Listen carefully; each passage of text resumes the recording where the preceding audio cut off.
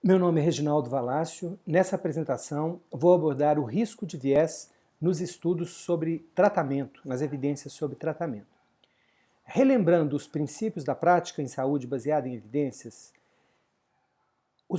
a melhor evidência disponível, a melhor evidência científica disponível deve estar integrada aos valores, preferências e circunstâncias dos pacientes e à experiência clínica do profissional.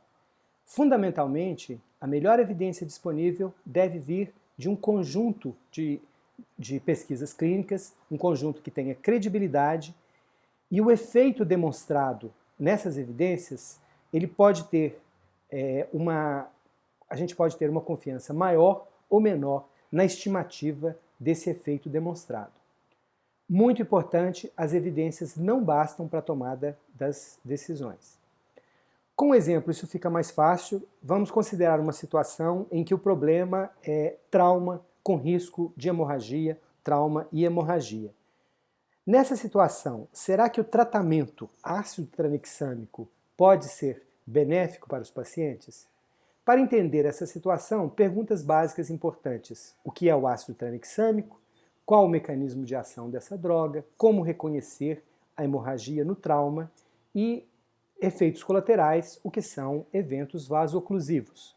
Mas para decidir a pergunta clínica em questão, em pacientes com trauma e hemorragia significativa, o ácido tranexâmico comparado ao cuidado usual, quais os efeitos, que efeitos podemos estimar sobre mortes, transfusão e eventos vasoclusivos?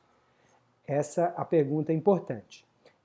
A resposta deve vir de um conjunto de evidências de credibilidade, em que os estudos importantes que podem responder a essa pergunta sejam incluídos.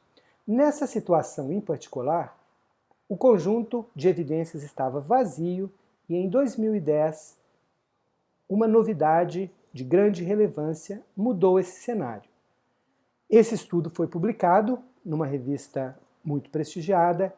O estudo tem o seguinte título: Os efeitos do ácido tranexâmico na mortalidade, eventos vasculares oclusivos e transfusão sanguínea em pacientes com trauma e hemorragia significativa. Um ensaio terapêutico placebo controlado e randomizado. Esse estudo comparou, então, uma intervenção, o ácido tranexâmico, com o controle, cuidado usual, buscando estimar a diferença que a intervenção poderia fazer. Então, qual é essa diferença? Os resultados do estudo vão nos orientar para responder a essa pergunta. Mas esses resultados, será que realmente eu posso confiar que os resultados se devem ao efeito do ácido tranexâmico? Ou é possível que haja outras explicações? Essas outras explicações constituem o viés nos estudos de tratamento. Então, ao falarmos de risco de viés, nós estamos respondendo a essa pergunta: eu posso confiar nos resultados do estudo, nos efeitos atribuídos à intervenção, nesse caso o ácido tranexâmico, ou há outras explicações? Bom, o ensaio terapêutico, o estudo clássico que fornece evidências sobre tratamento, ele começa de uma população de pacientes com uma condição, nesse caso, trauma e risco de hemorragia. Esses pacientes são, então, divididos em dois grupos através do processo da randomização, da distribuição aleatória. Nos dois grupos, intervenção e controle. Então, o processo é randomizado e controlado, daí o nome ensaio terapêutico randomizado e controlado. Os dois grupos são seguidos ao longo do tempo e os desfechos que interessam para os pacientes são então medidos e a diferença então pode ser estimada. Essa diferença é o que vai orientar as nossas decisões baseadas em evidências. Começando com pacientes representativos, o ensaio terapêutico vai então fazer a distribuição aleatória dos pacientes, de tal forma que os dois grupos intervenção e controle tenham prognósticos semelhantes. Nesse caso, os pacientes com melhor prognóstico e os pacientes com o pior prognóstico foram distribuídos igualmente nos dois grupos, intervenção e controle. Poderia acontecer que os grupos começassem com prognósticos diferentes desde o início. Nessa situação, os pacientes do grupo intervenção têm um prognóstico muito melhor, algo que poderia ser uma importante fonte de viés, aumentaria muito o risco de viés se essa situação acontecesse. Outra coisa que pode acontecer ao longo de um RCT é que perdas ocorram, e essas perdas podem interferir demais nas diferenças demonstradas no estudo. Cointervenções também podem explicar as diferenças demonstradas em um RCT. Cointervenções são tratamentos, são outros tratamentos, além daquele que está sendo investigado, e que pode facilitar um dos grupos, aqui nesse exemplo, um tratamento melhor para um grupo de pacientes do grupo intervenção. Finalmente, os investigadores podem avaliar de modo diferente, avaliar talvez com mais otimismo, avaliar melhor os pacientes de um dos grupos e isso explicar as diferenças. Então os pacientes precisam ser avaliados da mesma forma para que a diferença que seja demonstrada realmente possa ser atribuída à intervenção. A randomização é tão importante que ela deve ser mantida até o final. Isso é o que se chama de análise por intenção de tratar. Ou seja, os pacientes que começaram no grupo intervenção devem ser analisados como pertencentes ao grupo intervenção, mesmo que alguns deles tenham abandonado a intervenção e se tornado mais semelhantes ao controle. Isso porque são muitos os determinantes dessas trocas e nós queremos que essa distribuição aleatória de todos os determinantes seja mantida até o final. O risco de viés, então, nos estudos de tratamento, ele pode ter origem logo no início do estudo, pode acontecer aí que aconteça na fase de seleção ou na fase de performance. A randomização, a distribuição aleatória e o cegamento evitam que esses dois tipos de viés aconteçam no estudo. Os de seleção, então, interferem com o prognóstico, que deve ser semelhante desde o início, e o risco de viés associado à performance referem-se a tratamentos diferenciados, a avaliações diferenciadas, a pacientes que mudam de um grupo para o outro e a casos ruins que podem ser perdidos, ou casos bons que podem ser perdidos, perdas não balanceadas e a adesão maior em um dos grupos.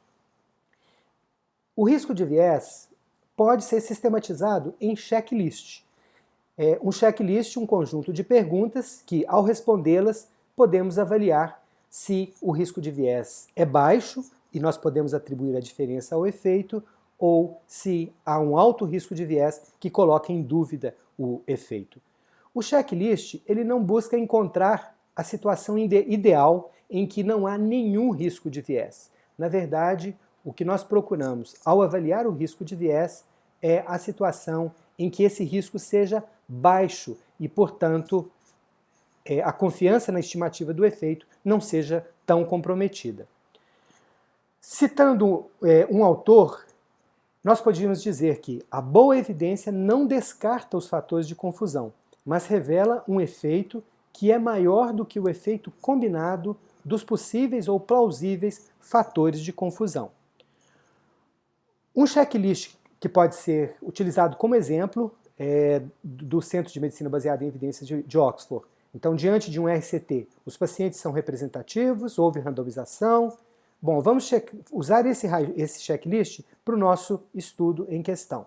Os pacientes são representativos, mais de 20 mil pacientes de quase 300 hospitais de 40 países diferentes e que a condição trauma e hemorragia foi muito bem definida. O checklist, então, desse estudo, houve randomização, ela foi bem feita, nenhuma interferência dos pesquisadores, a alocação oculta não permitiu, ela foi mantida até o final na análise de intenção de tratar, os investigadores estavam cegos, a intervenção e o controle eram ampolas indistinguíveis, a perda de segmento foi mínima e não houve interrupção precoce do estudo. Uma outra forma de guardar esse checklist é usar o acróstico RAMBO, proposta por um autor. O R de representativos e randomizados, o A de alocação oculta e análise na intenção de tratar, o M de medidas, medidas de prognóstico, de fatores prognósticos no início, associadas a viés de seleção, e a medidas durante e no final, associadas a viés de performance, relacionadas a perdas, a cointervenções e as medidas dos desfechos que devem ser feitas de modo cego e de modo objetivo.